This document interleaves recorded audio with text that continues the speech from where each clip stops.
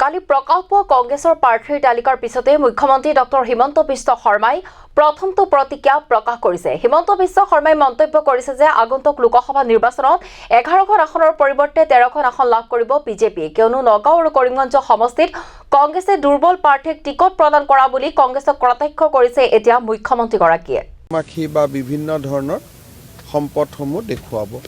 So যি জিলাত যি সম্পদ, ওৱান ডিষ্ট্ৰিক্ট ওৱান প্ৰডাক্ট, আৰু সেই জিলাৰ থলুৱা কাৰিকৰীসকলে প্ৰস্তুত কৰা সামগ্ৰীসমূহ ইয়াত বিক্ৰী হ'ব। তাৰমানে এটা হ'ল ষ্টেট এম্পৰিয়াম, এটা হ'ল ডিষ্ট্ৰিক্ট এম্পৰিয়াম। তাৰ লগত বিভিন্ন ৰাজ্যৰ পৰা মাজে মাজে প্ৰদৰ্শনী আহে। ইয়াতে তেওঁলোকৰ থকা খোৱাৰো ব্যৱস্থা থাকিব আৰু প্ৰদৰ্শনীৰো ব্যৱস্থা থাকিব। সৰু দুটা অডিটৰিয়ামো থাকিব বিভিন্ন সভা সমিতি কৰিবৰ বাবে। আৰু এই ধৰণেই ইউনিটি মলটোৰ কল্পনা কৰা হৈছে। এইটো মোদী ডাঙৰীয়াৰ সপোন। আজি আমি ইয়াতে আৰম্ভ কৰিলোঁ আৰু আমি এইটোত খুব কম সময়ত ইয়াক নিৰ্মাণ কৰিব খুজিছোঁ। অহা বছৰৰ ভিতৰতে আমি ইয়াক নিৰ্মাণ কৰি সম্পূৰ্ণ কৰিম, কাৰণ ইয়াৰ বাবে প্ৰয়োজনীয় পুঁজি ভাৰত চৰকাৰে আমাক ইতিমধ্যে পঠাই দিছে। সেইকাৰণে খুব স্পীডত আমি এই কামটো শেষ কৰিম। কংগ্ৰেছৰ লোকসভা প্ৰাৰ্থী ঘোষণা হোৱাৰ লগে লগে কংগ্ৰেছৰ পদত্যাগত আছে জিতেন শৰ্মা, সুৰজ দিহিঙ্গীয়া, তেওঁ প্ৰত্যেকে বিজেপি যোগদানৰ কাৰণে ক'ব। চাওক, কংগ্ৰেছ দলে 16টা বিৰোধী পক্ষক লৈ তেওঁলোকে এটা ৰাজনৈতিক মিত্ৰতা কৰাৰ দাবী কৰিছিল। তেতিয়াই মই কৈছিলোঁ যে বিজেপিৰ যিটো উন্নয়নৰ ধুমুহা, তাৰ সন্মুখত মিত্ৰতা তিষ্ঠি থাকিব নোৱাৰে। আজি প্ৰমাণ হ'ল মিত্ৰতা ভাঙি গ'ল। এতিয়া বিজেপিৰ যি উন্নয়নৰ ধুমুহা, তাৰ সন্মুখত কোনো এজন প্ৰাৰ্থীও তিষ্ঠি থাকিব নোৱাৰে। মইতো আগতে ভাবিছিলোঁ যে 3টা ছিটত প্ৰতিদ্বন্দ্বিতা হ'ব, কিন্তু নগাঁও আৰু কৰিমগঞ্জতো ইমান দুৰ্বল প্ৰাৰ্থী দি দিলে যে এতিয়া মই ভাবোঁ যে বিজেপি প্ৰতিদ্বন্দ্বিতাত আহি গ'ল। যোৱাকালিলৈকে মোৰ মনত বিশ্বাসটো কম আছিল, এতিয়া নগাঁও আৰু কৰিমগঞ্জতো আমি প্ৰতিদ্বন্দ্বিতালৈ উভতি আহিলোঁ।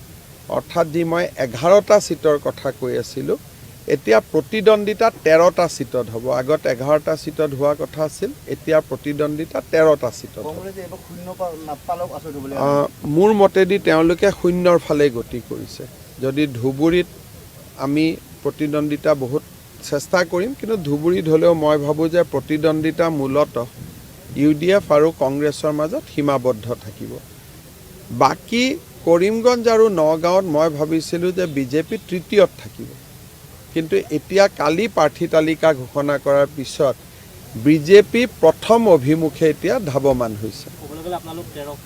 এতিয়া মোটামুটি মই 13খনত জিকিম বুলি নকওঁ, কিন্তু 13খনত আমি আহি গ'লোঁ কালি লিষ্টৰ পিছত। আগতেতো মই ভাবিছিলোঁ যে 11টা ছিটতে কেম্পেইন কৰিম, বাকী অসমৰ বাহিৰে তাহিৰে যাম। এতিয়া 13টা ছিটতে আমি প্ৰতিদ্বন্দ্বিতা কৰিম। এতিয়া ভয় খাই হ'ল নে আমাৰ পৰশতে হ'ল, সেইটো পিছত ৰাইজে গম পাব। যোৰহাটত কি চৰ্চা কৰিবলগীয়া আছে? যোৰহাটত আগৰ যোৰহাট সমষ্টি নাই, আৰু যোৰহাটত 2টা লোকসভা সমষ্টিত দুবাৰ আমি 1 লাখ ভোটত জিকিছোঁ। দুবাৰ তপন গগৈও জিকিছে আৰু কামাখ্যা প্ৰসাদ তাছাও জিকিছে। তাৰ লগত মাজুলী যোগ হ'ল, তাৰ লগত দেৰগাঁৱৰ এটা অংশ যোগ হ'ল, আৰু পুৰণি তিতাবৰৰ এটা অংশ গোলাঘাটলৈকে গুচি গ'ল। গতিকে এই গোটেইখিনি সমীকৰণে এতিয়া আমাক 1.5 লাখত ৰাখি থৈ দিয়ে যদি আগৰ তথ্য চাওঁ। কিন্তু যেতিয়া লাখপতি বাইদেউৰ লগত কথা পাতোঁ, তেতিয়াতো এনেকুৱা লাগে চব ঘৰে ঘৰে বিজেপি। এতিয়াতো মইতো দেখাত বিজেপিক ভোট নিদিয়া মানুহেই নাই। কালিয়ে মই যেতিয়া এটা সৰু উদাহৰণ দিলোঁ, যোৱাবাৰ যেতিয়া নটিফাই হৈছিলে, তেতিয়া আমি এয়াৰপৰ্টৰ পৰা মোটামুটি শ্বহীদ দিৱসৰ ইয়াত ফাংচনত আছিলোঁ, মোটামুটি আমি আঁতৰি গৈছিলোঁ। পুলিচে ক'লে ছাৰ যাওক, দিগদাৰ আছে। কিন্তু যোৱাকালি মই শিৱসাগৰত আছিলোঁ, ডিমৌত মিটিং, মাহমৰাত মিটিং। ৰাইজ এতিয়া উন্নয়নৰ লগত আছে। আৰু এজন সফল সংসদৰ কাম নৰেন্দ্ৰ মোদীক গালি পৰা নহয়তো, অসমৰ কাৰণে কি আনিব পাৰিলোঁ সেইটোহে ডাঙৰ কথা। গতিকে বহুতে সফল সংসদক মোদীক কিমান গালি পাৰিলোঁ সেইটোলৈ মানুহে ভাল পাৰ্লিয়ামেণ্টেৰিয়ান বুলি ক'ব খোজে কিন্তু মোদীক পৰা প্ৰতিটো গালি নিজৰে ক্ষতি হয় নহয় আজিলৈকে আপোনালোকে কওক যে অসমত ছেমি কণ্ডাক্টৰ ৰিভলিউশ্যন হ'ব লাগে ইণ্ডাষ্ট্ৰিয়েল ৰিভলিউশ্যন হ'ব লাগে তাৰ ওপৰততো সংসদত কোনেও কথা পতা নাই দিনে ৰাতিয়ে সংসদত গৈ পেলাই মোদীক গালি পাৰি আছে আমাৰ অসমৰ দুই এটা সংবাদ মহলে কৈ দিছে আৰে ইমান ভাল হ'ল প্ৰধানমন্ত্ৰী গালি পৰা সংসদজন ৰাজ্যৰ কাৰণে ভাল হ'ব পাৰে নেকি তেওঁ বেয়াহে হ'ব হয় নহয় অসমৰ সমস্যাৰ কথা ক'লে বেলেগ চিঠি লিখে আকৌ কিয় মিয়া মানুহক এভিকশ্যন কৰিছে সেইটো যোৰহাটৰ মানে ভাল পাব নেকি গতিকে আমাক চিটটো হাতত তুলি দিয়া ধৰণৰ হৈছে কিন্তু এনিৱে 11টা চিট আগৰ পৰাই আমাৰ লগত আছিল এতিয়াও আছে বাকী দুটা চিট মই ভাবোঁ যে ইলেকশ্যনটো অলপ ইণ্টাৰেষ্টিং কৰিলে আমাৰ ইণ্টাৰেষ্টিং কৰিলে বুলি কওঁ মই জিকা বুলি বা হাৰা বুলি ক'ব নাযাওঁ 11ততো থিয় হৈ আছোৱেই বাকী দুটা চিটো মুকলি কৰি দিলে যেটো বন্ধ হৈ আছে